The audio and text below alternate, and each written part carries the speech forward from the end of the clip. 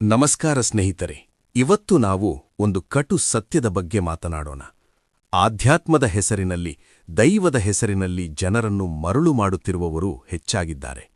ಕಾವಿ ಧರಿಸಿದವರೆಲ್ಲ ಸಂತರ, ಪವಾಡಗಳನ್ನು ತೋರಿಸುವವರೆಲ್ಲ ಜ್ಞಾನಿಗಳ. ನಿಮ್ಮ ಭಯ ಮತ್ತು ಭಕ್ತಿಯನ್ನೇ ಬಂಡವಾಳ ಮಾಡಿಕೊಳ್ಳುತ್ತಿರುವ ನಕಲಿ ಗುರುಗಳ ಬಗ್ಗೆ ಗೌತಮ ಬುದ್ಧ 2500 ವರ್ಷಗಳ ಹಿಂದೆಯೇ ಕಟುವಾಗಿ ಎಚ್ಚರಿಸಿದ್ದರು. ಬುದ್ಧ ನೀಡಿದ ಆ ಎಚ್ಚರಿಕೆ ಏನು? ನೀವು ಯಾರನ್ನಾದರೂ ಕುರುಡಾಗಿ ನಂಬುತ್ತಿದ್ದೀರಾ? ತಿಳಿಯಲು ಈ ವಿಡಿಯೋ ಪೂರ್ತಿ ನೋಡಿ. ಒಮ್ಮೆ ಬುದ್ಧನ ಬಳಿ ಒಬ್ಬ ಯುವಕ ಬಂದು ಕೇಳಿದ, ಗುರುಗಳೇ, ಊರಿನಲ್ಲಿ ಎಷ್ಟೋ ಜನ ಗುರುಗಳಿದ್ದಾರೆ. ಪ್ರತಿಯೊಬ್ಬರೂ ತಾನೇ ಶ್ರೇಷ್ಠ ಎನ್ನುತ್ತಾರೆ.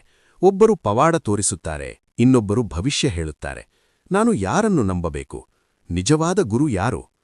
ಬುದ್ಧ ಶಾಂತವಾಗಿ ಉತ್ತರಿಸಿದರು, ಆನಂದ, ಬಣ್ಣ ಬಣ್ಣದ ಮಾತುಗಳನ್ನಾಡುವವರು ಅಥವಾ ಪವಾಡಗಳ ಮೂಲಕ ನಿನ್ನನ್ನು ಬೆರಗುಗೊಳಿಸುವವರು ಗುರುಗಳಲ್ಲ.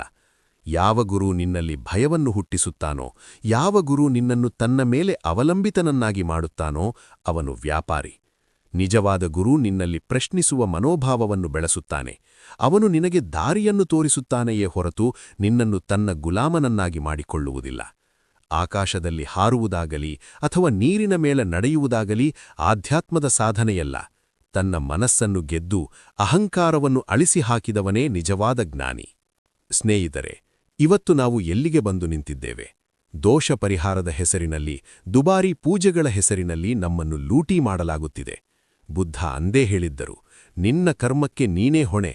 ಅದನ್ನು ಯಾರೋ ಒಬ್ಬ ಪವಾಡ ಪುರುಷ ಬದಲಿಸಲು ಸಾಧ್ಯವಿಲ್ಲ.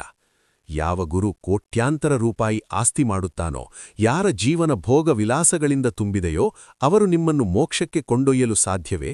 ಧರ್ಮ ಎನ್ನುವುದು ಹೃದಯದಲ್ಲಿದೆ, ದರ್ಶನದಲ್ಲಿದೆ ಹೊರತು ಪ್ರದರ್ಶನದಲ್ಲಿಲ್ಲ. ನಕಲಿ ಗುರುಗಳಿಗೆ ಬೇಕಿರುವುದು ನಿಮ್ಮ ಭಕ್ತಿಯಲ್ಲ, ನಿಮ್ಮ ಹಣ ಮತ್ತು ನಿಮ್ಮ ಭಯ. ಬುದ್ಧ ಹೇಳಿದಂತೆ ಸತ್ಯವನ್ನು ಸ್ವತಃ ನೀವೇ ಹುಡುಕಬೇಕು. ಯಾರೋ ಬಂದು ನಿಮಗೆ ಅದನ್ನು ಮಾರಾಟ ಮಾಡಲು ಸಾಧ್ಯವಿಲ್ಲ. ಈ ಕಟು ಸತ್ಯವನ್ನು ಒಪ್ಪಿಕೊಳ್ಳುವುದು ಕೆಲವರಿಗೆ ಕಷ್ಟವಾಗಬಹುದು. ಆದರೆ ನೆನಪಿಡಿ, ಕುರುಡು ನಂಬಿಕೆ ನಿಮ್ಮನ್ನು ಗುಲಾಮಗಿರಿಗೆ ತಳ್ಳುತ್ತದೆ. ನಿಮ್ಮ ವಿವೇಚನೆಯನ್ನು ಬಳಸಿ, ಸತ್ಯವನ್ನು ಹುಡುಕುವ ದಾರಿಯಲ್ಲಿ ನಿಮ್ಮ ಬುದ್ಧಿಯೇ ನಿಮಗೆ ಬೆಳಕಾಗಲಿ. ನೀವು ಇಂತಹ ನಕಲಿ ಗುರುಗಳ ಮೋಸಕ್ಕೆ ಒಳಗಾಗಿದ್ದೀರಾ? ಅಥವಾ ನಿಮ್ಮ ಸುತ್ತಮುತ್ತ ಇಂತಹ ದಂಧೆ ನಡೆಯುತ್ತಿದೆಯಾ? ಮುಕ್ತವಾಗಿ ಕಮೆಂಟ್ ಮಾಡಿ.